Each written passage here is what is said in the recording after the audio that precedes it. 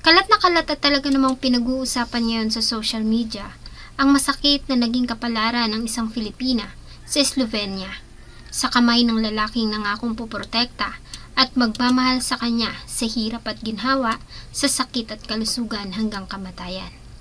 Isa na namang Pinay ang walang kalaban-laban na pinatay sa ibang bansa, ang salarin. Tulad ng napakarami ng kaso ng pagkamatay ng mga Filipina ay ang sarili niyang asawa. Paano nga ba sinapit ni Marvel Pacturan ang naging masakit na katapusan sa Slovenia?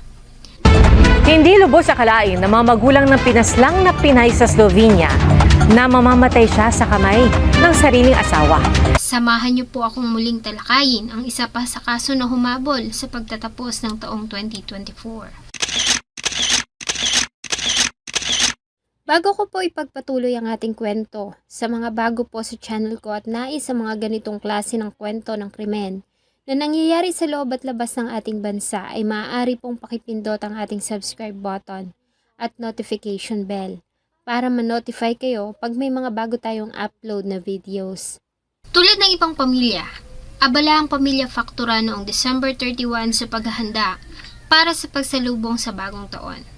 Subalit pagsapit ng hating gabi, hindi lamang ang taong 2025 ang sumalubong sa kanila. Dahil sa parehong mga oras, ay nakatanggap sila ng tawag mula sa Slovenia. Sa nasabing tawag ay hindi pagbati ng Happy New Year ang kanilang natanggap, kundi ang masakit na balita na patay na ang kanilang anak na si Marvel Pacturan. Kasabay ng mga putukan at pagsabog ng mga makukulay na paputok sa ere noong hating gabi ng December 31, 2024, ay tila bomba naman na sasabog ang dibdib ng mga magulang ni Marvel dahil sa natanggap na balita. Ang pamilya nila Marvel ay tubong Negros Oriental, ngunit kalaunan ay lumipat ang pamilya sa Silang Cavite dahil sa mas magandang opportunity sa syudad. Inilarawan ng pamilya si Marvel na masiyahin, mapagmahal na anak, at maraming pangarap sa buhay. Isa sa pangarap nito ay ang makapag-travel sa iba't ibang bansa. Dahilan kaya naman kumuha ito ng kursong may kinalaman dito. Lumaki din si Marvel na may angking kagandahan, mahilig ito mag-ayos ng sarili at mahilig sa mga trends ng fashion. Nang makapagtapos ng college, ay pumasok ito bilang intern sa Pacific Airlines. Subalit hindi ito na regular sa kumpanya. Ganun pa man ay hindi naman pinanghinaan ng loob si Marvel at agad na nakahanap ng trabaho sa isang laser clinic. Tulad ng ibang kababaihan ay mahilig din si Marvel sa social media. At sa pamamagitan nito ay nakilala niya ang Slovenian national na si Mitja Kokjancic, isang online teacher. Maliban sa matimpuno nitong katawan at magandang muka, ay nakilala ni Marvel si Mitja bilang isang gentleman, makajos at kagalang-galang na tao.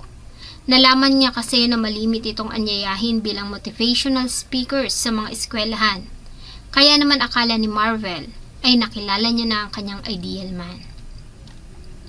Lingid sa kanyang kaalaman ang totoong karakter nito na itinatago niya sa kanyang maamong mata at matatamis ng ngiti. Mula na magkakilala noong February 2024, ay mas dumalas ang pag-uusap ng dalawa. Nagsimula na din si Mitja na magpakita ng interes sa Filipina. Hanggang sa tuluyan na ngang mahulog ang loob ni Marvel dito at tinanggap niya ang inaalay nitong pag-ibig noong April 10, 2024. Ang pakikipagrelasyon ni Marvel kay Mitja ay hindi niya itinago sa mga magulang at mga kaibigan. Dahil nga nasa tamang edad na, ay buong puso siyang sinuportahan ng mga magulang. Sa kondisyon, nakikilalanin niyang mabuti ang dayuhan. Ang pag-iibigan ng dalawa ay masaya nilang ipinagmalaki sa buong mundo sa pamamagitan ng pagpupost nila sa kanilang mga kanya-kanyang social media accounts. Mas lalo pang lumalim ang kanilang pag-iibigan nang magdesisyon si Mitja na magtungo ng Pilipinas para makita at makasama ang nobya ng personal. Masaya naman siyang sinalubong ng pamilya ni Marvel sa airport at tinuring nila ito na miyembro na ng kanilang pamilya. July 15, 2024, sa pagdiriwang ng kaarawan ng isa sa mga mahal sa buhay ni Marvel, ay sinurpresa ni Mitja ang pamilya. Dahil sa gabing iyon ay nagpropose ang Slovenian kay Marvel, bagay na maluha-luha sa tuwa naman nitong tinanggap. Maliban kay Marvel ay masaya rin ang kanyang pamilya dahil sa alam nila na masaya ang kanilang anak at hindi rin naman lingid sa kanila ang pagmamahalan ng dalawa. Matapos ang engagement, makalipas lamang ang 14 days o 2 linggo, noong July 29, 2024 ay ikinalasal ang dalawa sa Silang Cavite. Isang simpleng kasalan na dinaluhan ng mga kaibigan at pamilya ni Marvel. Hindi man nakadalo sa kasal ang pamilya ni Mitya, ay nagpaabot naman ang mga ito ng pagbati sa dalawa. Matapos ang kasal ay nagkaroon ng masayang salo-salo ang pamilya kasama ng bagong kasal. Ayon sa kanila ay kitang-kita mo ang tuwa at saya ni Marvel ng mga oras na iyon at proud na proud ito sa lalaking iniharap niya sa altar. Pagkatapos ng kasal ay muling umalis si Mitya at bumalik ng Slovenia at umuwi lamang muli ng Pilipinas para sa pag-aasikaso ng mga papeles ng asawa. Nanatili si Mitya sa Pilipinas ng 3 buwan hanggang sa maisaayos nila ang lahat ng mga kailangan para maisama niya ang asawa sa Slovenia. Nais kasi nito na personal na ipakilala sa kanyang pamilya ang babaeng na kanyang pinakasalan.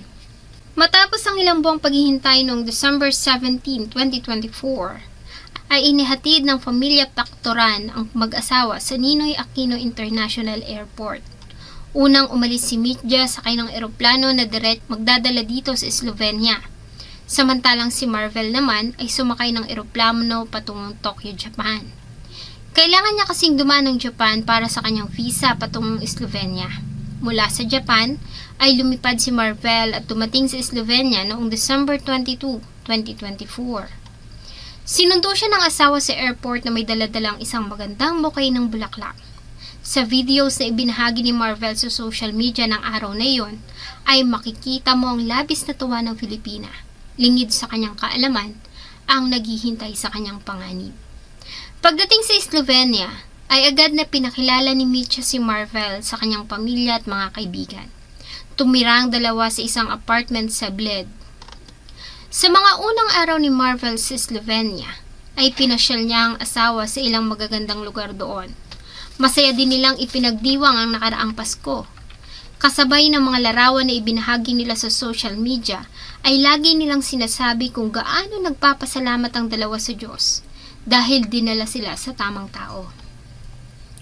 Sa tuwing tatawag si Marvel sa pamilya dito sa Pilipinas, ay nakikita nila ang tuwa nito habang nagkukwento ng mga karanasan sa Slovenia. Kaya naman panatag ang pamilya niya na okay ito at masaya sa piling ng kanyang asawa. December 29, 2024, isang tawag ang natanggap ng kapulisan ng Bled, Slovenia. Nanggaling ang tawag mula sa isang concerned citizen na nakatira sa tabi ng inuupahang apartment ng bagong kasal. Nakarinig kasi sila ng pagtatalo sa bahay ng dalawa, kaya naman agad na nagtungo doon ang mga otoridad para magsagawa ng household check. Pagdating nila sa lugar ay ilang beses silang tumawag at kumatok sa pintuan. Subalit walang sumasagot mula sa loob, kaya naman ginamitan nila ito ng pwersa para masira ang pinto. Nahirapan pa ang mga pulis dahil sa naglagay ng mga barikada si Mitya mula sa loob. Nang tuluyang makapasok ang mga pulis sa loob ng bahay, ay dito na tumambad sa kanila ang duguan at wala ng buhay na katawan ni Marvel. Nasa lugar din si Mitya na tulala at nasa suot pa nitong damit at kamay ang mantsa ng dugo ng kanyang asawa. Si Mitya Koktunsik ay kilala sa Bled, Slovenia bilang isang motivational speaker. Lumaki si Mitya na isang masiyahin at bibong bata. Subalit nagbago ang lahat na magsimula itong mag-aral noong kanyang kabataan. Malaki kasi ang katawan ni Mitya o isang obese, dahilan kung bakit naging subject siya ng tuksuan sa kanilang paaralan. Malimit siyang pagtawanan at tuksuhin ng mga kapwa kabataan. Dahil dito ay naging tahimik at laging mag-isa si Mitya. Bata pa lang ay mahilig na si Mitya sa mga hayop, kaya namang na magkolehiyo ay kumuha ito ng kursong tungkol sa microbiology. Kasabay nito ay nagsimula na rin siyang baguhin ang lifestyle at nagsimula ang sumailalim sa mga mabibigat na exercise at diet para mapaganda ang kanyang katawan. Sa kanyang pag-edad ay napansin ng kanyang pamilya ang pagbabago ni Mitya. Nagkaroon ito ng problema sa anger management. Labis itong nagagalit kahit sa maliliit na bagay. Kaya naman sinamahan nila ito sa isang psychiatric expert. At dito nga ay na-diagnose si Mitya na may mental disorder na tinatawag nilang psychosis. Dahil dito ay sumailalim si Mitya sa psychiatric therapy at gamutan. hanggang sa tuluyan na nga itong gumaling ayon sa mga espesyalista. Nang gumaling ay tila naman nagbago si Midja, naging mahinahon na ito at mas naging malapit sa Diyos. Kaya naman inakala ng pamilya na wala nang magiging problema. Kasunod nito ay nanyayahan din si Midja bilang motivational speaker para sa mga kabataan. Dito ay binabahagi niya ang kanyang mga naging karanasan at kung paano niya napagtagumpayan ang lahat ng iyon, hanggang sa makilala niya ang Pilipina na si Marvel. Ayon sa report ay nagkaroon ng pagtatalo ang mag-asawa, bagamat hindi inilabas ng Slovenian authorities kung ano ang posibleng naging ugat ng nasabing pagtatalo. Subalit sigurado sila na ikinagalit ito ng husto ni Midja, kaya nito napatay ang asawa. Ayon sa autopsy, ay binugbog si Marvel bago ito sinaksak ng madaming beses ng kanyang asawa, gamit ang isang kitchen knife na na-recover din naman sa crime scene. Inilarawan ng mga pulis na Slovenia ang nature ng pagpatay na napakabrutal.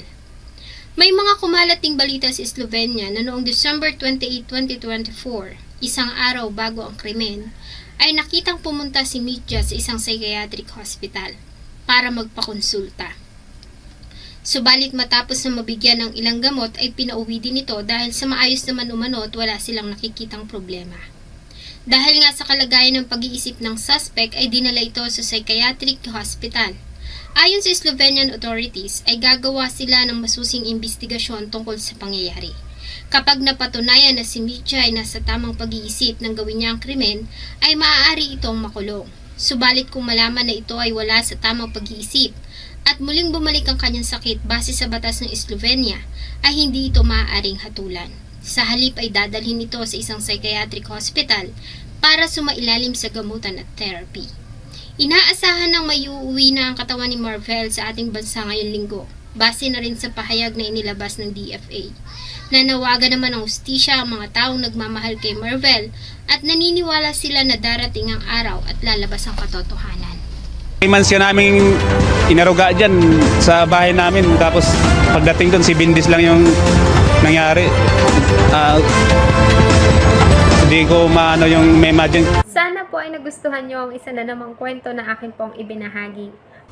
Bago ko po simulan ang ating story, sa mga bago po sa channel ko, please hit the subscribe button at pakipindot na rin po ang notification bell para ma-notify kayo pag may bago tayong upload na videos.